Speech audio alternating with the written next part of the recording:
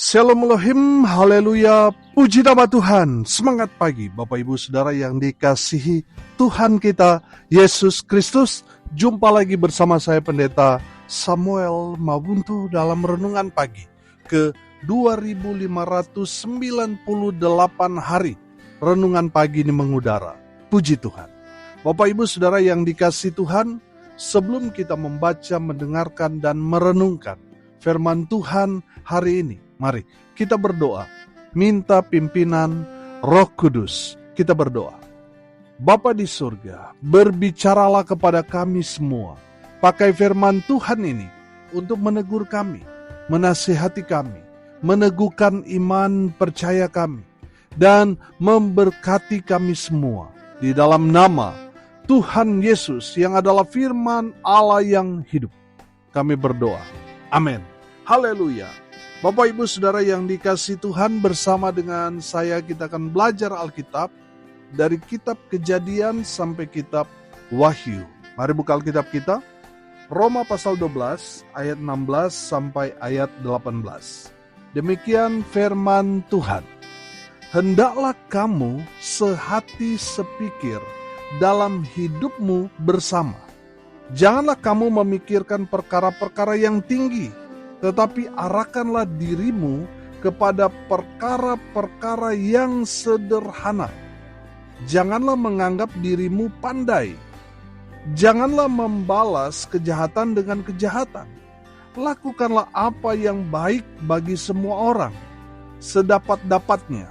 Kalau hal itu bergantung padamu, hiduplah dalam perdamaian dengan semua orang. Amin firman Tuhan. Haleluya. Bapak Ibu Saudara yang dikasihi Tuhan, dari kebenaran firman Tuhan ini kita akan belajar bagaimana seharusnya kita hidup sebagai orang percaya. Yang pertama, ayat 16, perhatikan. Hendaklah kamu sehati sepikir dalam hidupmu bersama.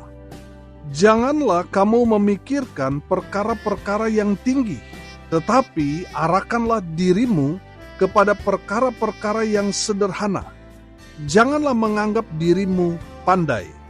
Saudara yang dikasihi Tuhan, yang pertama, hati dan pikiran kita harus sinkron, harus kompak, harus terkonek dengan baik. Amin. Haleluya. Saudara, ada yang tidak sinkron antara hati dan pikiran, yang berakhir pada kehilangan damai sejahtera. Saya kasih contoh. Hati saudara ingin membantu seseorang, tapi saudara mulai berpikir mengenai jumlah yang saudara mau berikan kepada teman saudara, atau mungkin orang yang tidak kita kenal, tetapi Roh Kudus yang menggerakkan hati kita untuk memberi. Tapi kita mulai menimbang-nimbang dalam pikiran kita, karena yang kita mau berikan cukup besar. Karena saudara banyak berpikir, akhirnya hati dan pikiran tidak sinkron, tidak kompak. Terjadi apa? Terjadi penolakan. Hati saudara mau memberikan dengan tulus, tetapi pikiran saudara yang tidak sejalan dengan hati, karena mulai bercabang-cabang. Terlebih lagi saudara ada keperluan, ada kebutuhan. Akhirnya apa saudara? Saudara punya hati yang ingin membantu, menolong sesama, tetapi karena ditimbang-timbang oleh pikiran, akhirnya saudara tidak sejalan dengan hati saudara. Saudara tidak menyalurkan, berbagi berkat kepada sesama saudara. Saudara yang dikasihi Tuhan, itu artinya pikiran dan hati saudara tidak kompak. Dalam kehidupan kita bersama, baik dalam rumah tangga, keluarga, dalam komunitas pelayanan, harus kompak. Satu dengan yang lain harus sehati dan sepikir. Amin. Firman Tuhan berkata, janganlah kamu memikirkan perkara-perkara yang tinggi, tetapi arahkanlah dirimu kepada perkara-perkara yang sederhana. Amin. Jangan kita sudah lari 200 km jauh ke depan, tapi saudara-saudara kita hanya lari, hanya kemampuan mereka mungkin 60 kilometer. Saudara yang dikasihi Tuhan, kita yang harus menyeimbangkan lari kita dengan lari mereka. Supaya apa? Supaya tidak timpang. Supaya tetap berjalan sinkron. Tetap kompak. Amin. Kadang kita harus mengalah. Supaya jalan bersama-sama. Kompak. Amin. Haleluya. Firman Tuhan ini mengajarkan kita supaya mengarahkan diri kepada perkara-perkara yang sederhana. Amin. Artinya, dasar dari kebersamaan, kekompakan adalah kerendahan hati. Hal-hal yang sederhana ini bicara kerendahan hati. Amin. Firman Tuhan menasihati kita, jangan menganggap dirimu pandai. Jangan sok pintar. Itu hanya akan menghancurkan kebersamaan. Mari kita seperti seorang murid yang merendahkan dirinya. Dia memberi dirinya untuk belajar dari guru. Saudara yang dikasihi Tuhan, saudara dan saya adalah murid-murid Tuhan Yesus. Artinya mari kita merendahkan diri kita. Saling menerima satu dengan yang lain. Dalam satu bingkai kebersamaan tubuh Kristus. Amin. Supaya apa? Supaya kita anak-anak Tuhan, orang-orang percaya, kompak. Saudara, saya yakin dan percaya kalau kita kompak, hati dan pikiran kita jadi satu. Oh, haleluya. Kita akan memiliki satu kekuatan yang luar biasa. Saya percaya kalau dalam pelayanan saudara terjadi kekompakan, saudara akan melihat terobosan-terobosan besar Tuhan karyakan dalam pelayanan saudara. Amin. Kalau dalam rumah tangga kompak, sinkron hati dan pikiran, oh haleluya, pasti rumah tangga itu bahagia, pasti rumah tangga itu diberkati oleh Tuhan Yesus. Amin. Bapak Ibu Saudara, kalau tidak kompak, artinya apa? Satu dengan yang lain, saling terkam, saling gigit saudara. Berakhir dengan apa? Percidraan. Berakhir dengan apa? Perpecahan. Bapak Ibu Saudara, saya yakin dan percaya Tuhan tidak mau gereja Tuhan pecah, saling berselisih satu dengan yang lain. Saudara, saya yakin dan percaya sama seperti dengan doa Yesus supaya kita menjadi satu. Amin. Saudara, saya percaya kalau gereja Tuhan bersatu, mungkin memang kita tidak bisa menjadi satu denominasi. Masing-masing kita membawa denominasi yang begitu banyak aliran gereja. Tapi mari kita bersatu. Bersatu dalam hal apa saudara? Mari kita bersatu mengerjakan perintah Tuhan. Mari kita mau memberitakan kabar baik kepada semua orang. Melakukan amanat agung Tuhan. Mari kita bersatu dalam hal itu. Saya yakin dan percaya.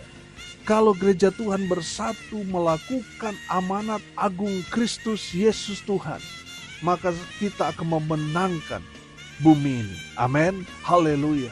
Bapak Ibu Saudara yang dikasihi Tuhan, bagaimana mau jadi berkat? Kalau antara orang Kristen dan orang Kristen tidak kompak. Bagaimana keluargamu mau jadi berkat? Kalau antara suami dan istri tidak kompak.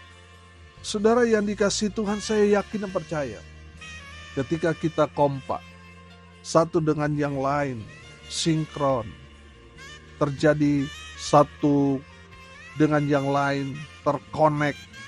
Saudara yang dikasihi Tuhan, ketika kita menjadi satu, kita akan melakukan hal-hal yang besar, yang hebat, dahsyat, luar biasa. Amin.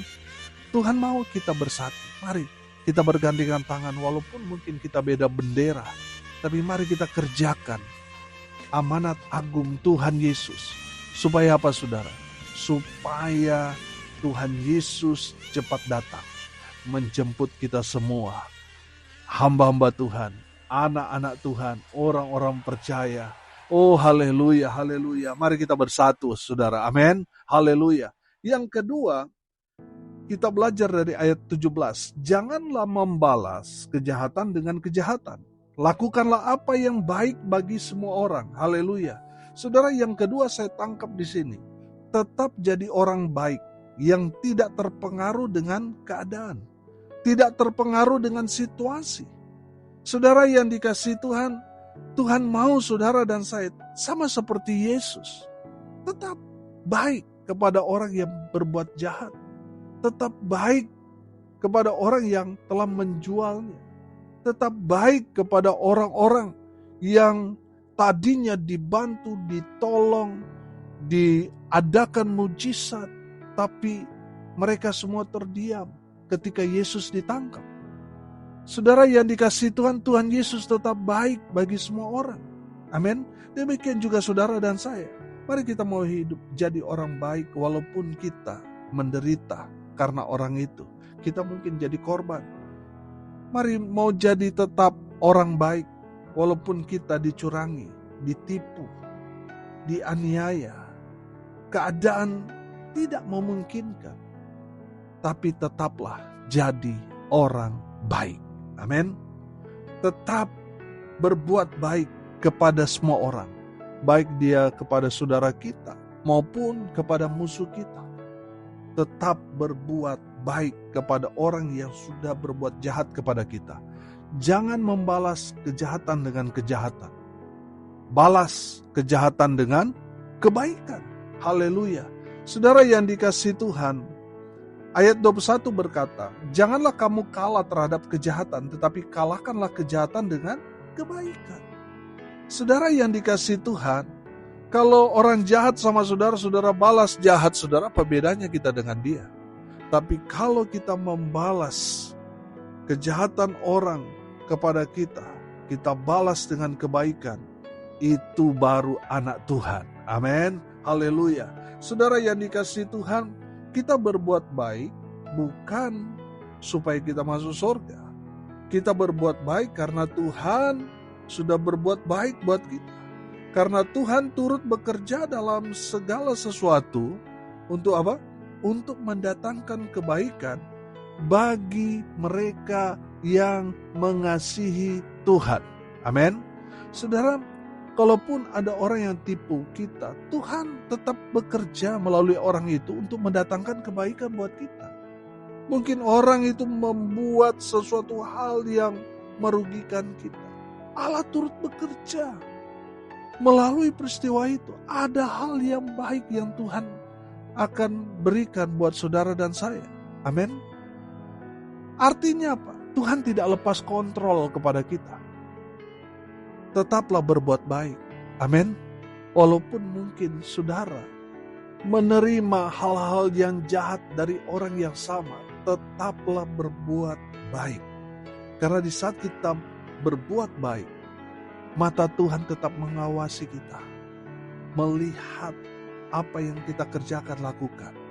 Dan pasti satu hari nanti, saudara akan melihat kebaikan-kebaikan yang saudara tabur itu akan menghasilkan buah yang terus berbuah sampai berjuta-juta kebaikan yang akan saudara dan saya nikmati. Bukan hanya kepada kita, tapi anak cucu cicit buyut kita turut menikmati kebaikan yang saudara dan saya lakukan. Amin.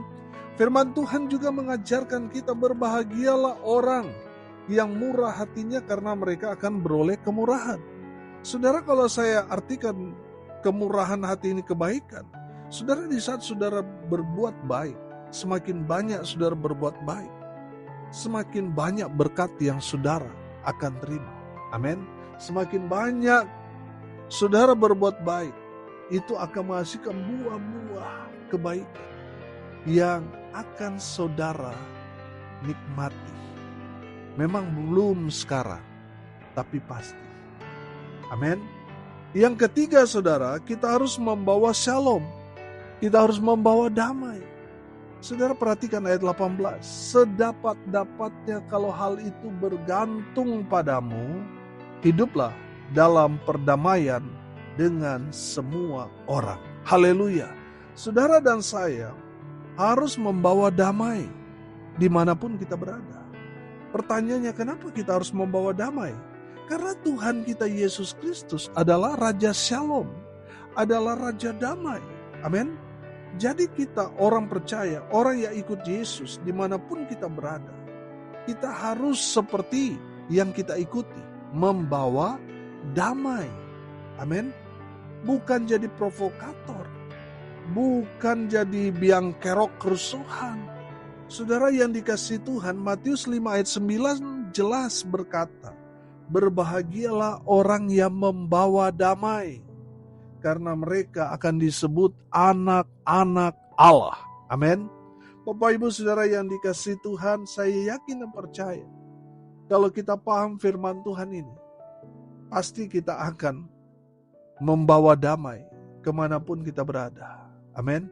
Kita ketemu dengan teman kita yang sedang bermasalah dengan teman kita juga.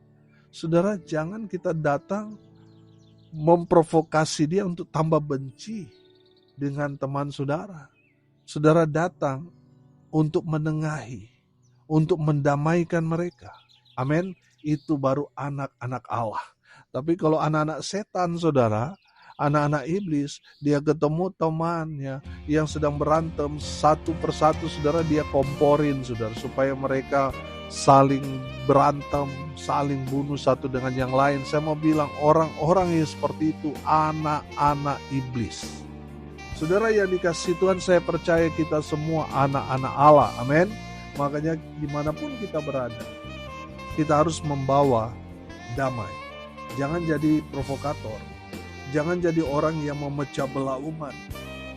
Jangan, saudara, cerita bohong yang menyebabkan kebencian, kekacauan, dan kerusuhan. Bapak Ibu Saudara yang dikasihi Tuhan dimanapun kita berada, kita harus membawa damai. Supaya orang di luar sana melihat kita beda dengan orang lain yang tidak mengenal Tuhan. Kita yang mengikut Yesus, percaya kepada Tuhan Yesus, cinta damai. Amin. Makanya saudara lihat, beberapa kali peristiwa di mana orang Kristen dianiaya, pasti selesai dengan perdamaian. Tapi coba, kalau masalahnya dibalik, wah itu tidak ada perdamaian itu. Saudara yang dikasihi Tuhan, tunjukkan bahwa kita adalah anak-anak Allah yang membawa damai. Sehingga dimanapun kita berada, kita membuat orang merasakan damai sejahtera. Amin. Bukan mereka panik dengan kehadiran kita, ketakutan dengan kehadiran kita, menggebu-gebu untuk balas dendam karena kehadiran kita. Saya mau sebut, itu bukan ciri-ciri anak Allah. Anak-anak Allah cinta damai. Amin. Pertanyaannya sederhana. Dalam kehidupan saudara, saudara cinta damai atau cinta perkelahian? Kalau saudara cinta kerusuhan, cinta perkelahian, saudara, itu menandakan saudara anak-anak iblis. Bapak Ibu Saudara yang dikasihi Tuhan, kita harus membawa damai dimanapun kita berada. Hari ini kita belajar dari kebenaran firman Tuhan ini, bagaimana seharusnya kita hidup sebagai orang percaya. Yang pertama, hati dan pikiran kita harus kompak, sinkron, terkonek satu dengan yang lain. Amin. Yang kedua, tetap jadi orang baik yang tidak terpengaruh dengan situasi. Yang ketiga, kita harus membawa damai dimanapun kita berada. Amin. Mari kita berdoa. Terima kasih Bapa di surga atas berkat firman Tuhan yang sangat memberkati kami. Berkati semua pendengar dimanapun mereka berada. Tuhan memberkati hidup mereka. Rumah tangga mereka diberkati. Usaha, pekerjaan mereka dibuat beruntung, berhasil dalam segala hal. Mereka yang sakit Tuhan sembuhkan. Mereka yang lemah Tuhan kuatkan. Tuhan hibur mereka yang saat ini sedang berduka cita. Dan hamba berdoa biarlah berkat Tuhan dari surga turun memenuhi semua pendengar. Bapak Ibu Saudara yang dikasihi Tuhan, arahkanlah hatimu kepada Tuhan dan terimalah berkat dari Tuhan Yesus. Tuhan memberkati engkau dan melindungi engkau. Tuhan menyinari engkau dengan wajah-Nya dan memberi engkau kasih karunia. Tuhan menghadapkan wajah-Nya kepadamu dan memberi engkau damai sejahtera di dalam nama Tuhan Yesus, sumber segala berkat. Bapak Ibu Saudara yang percaya, diberkati Tuhan, katakan amin, puji Tuhan. Bapak Ibu Saudara yang dikasihi Tuhan, kalau saudara merasa diberkati melalui renungan pagi ini, bagikan juga kepada saudara-saudara yang lain, supaya mereka juga diberkati. Karena untuk itulah kita dipanggil, untuk jadi berkat. Salam kasih dari Bali.